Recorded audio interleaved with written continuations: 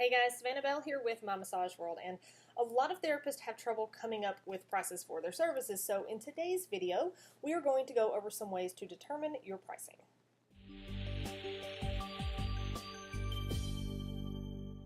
So I've had a few different therapists reach out asking about how to price their massages and other services, and there was really no black and white answer that I can offer here. So instead of giving you some blanket answer that may or may not apply to you in your business, let's look at 6 things that influence your pricing. Number 1, your education and skills. Now, this is not by any means extremely important in determining your pricing, and in my opinion is probably the least influential factor that we're going to go over today.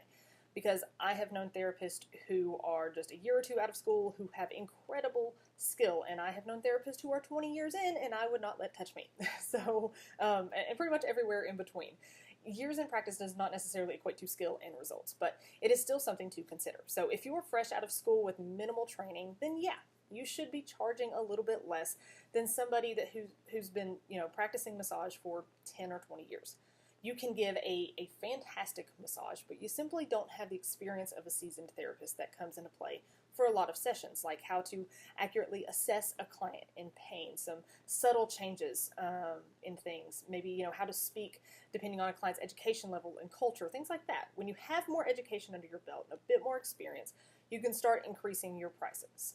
Again, this is probably the least important factor, but think about it. Number 2, the experience that you provide. It's not just about giving a great massage, but creating an experience for your clients from the time they first interact with you and your business. What kind of treatment do they receive? Are there any special touches that you provide that most others don't? Maybe you provide a foot scrub or hot towel treatment with every massage, or maybe you offer infused water or individual coffees or teas. Maybe you have a relaxation room that they can sit in after their session. Maybe your space is just dripping with amazing ambiance and style, and you offer some really high-end amenities. Whatever it is, take into account what kind of experience you're providing. This is something to consider just from a business standpoint in how you want your clients treated and how you can stand out from the competition, but it also needs to be taken into account when figuring out your pricing. Number 3, your overhead. This is key. You have to cover your bases, obviously, so take into account every cent that it takes for you to keep your doors open and operating your business. You need to know exactly what costs need to be covered by every single client you see, so you can make sure that you're charging enough. A big part of this is planning ahead and figuring out how many clients you see per week and break down the absolute minimum you need each of those clients to pay to cover your weekly expenses. So let's say, for example, that you're offering mobile massage and you'll be traveling in a high traffic area. You're going to need to take into account the extra time that you're going to be on the road and the extra gas that it's going to take while you sit in that horrible traffic. Those little things add up really fast, so think about everything. And don't forget about your client acquisition and retention costs. You need to factor in all the marketing costs that it takes to get that client in the door and to keep them coming back. So let's do a quick little business lesson here, because there's a lot to this, really. There are direct costs to a service and there are indirect costs to a service. So direct costs are just what they sound like. It is the things directly tied to providing that service, the materials, supplies, and labor associated with that service. So for instance, in a massage, your direct cost would include the labor of the therapist, the laundry, oil, anything you have to use to provide that treatment. Then your indirect cost would include things like the labor for your receptionist who booked that appointment and is going to check that client out, taxes, rent, advertising, office supplies. The list goes on and on.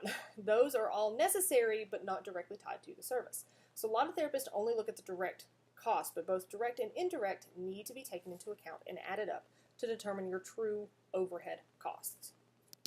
Then we move to number 4, your desired profit margins. So once you know the direct and the indirect cost, you've factored in your expertise and the client experience, how much do you actually want to profit? Now you can calculate a business profit and your own take-home pay separately, which I advise, especially if you have employees, partners, or anything like that. So figure out what you want the business to make as a profit and how much you want to take home each week or month or year and divide that out per massage.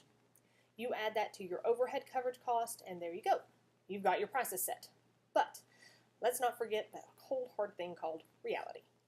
So number 5, your competition. Now, I'm not a fan of saying competition because I don't really think we all compete with each other, per se. We're Generally speaking, in business terms, the other therapists in your area are your competition. So you need to take a look at what they're charging. But don't just look at, everybody is $50 to $60 an hour. So what? What kind of education and skills do they have in comparison to you? How long have they been practicing? What kind of experience do their clients get? What kind of location are they in? You've got to look at the big picture here. And lastly, number 6, how desirable are you? Sounds weird, but let me explain. What is the demand for your time? The farther out you stay booked, the higher your prices need to go. People will pay a higher price for a more desirable product or service, period.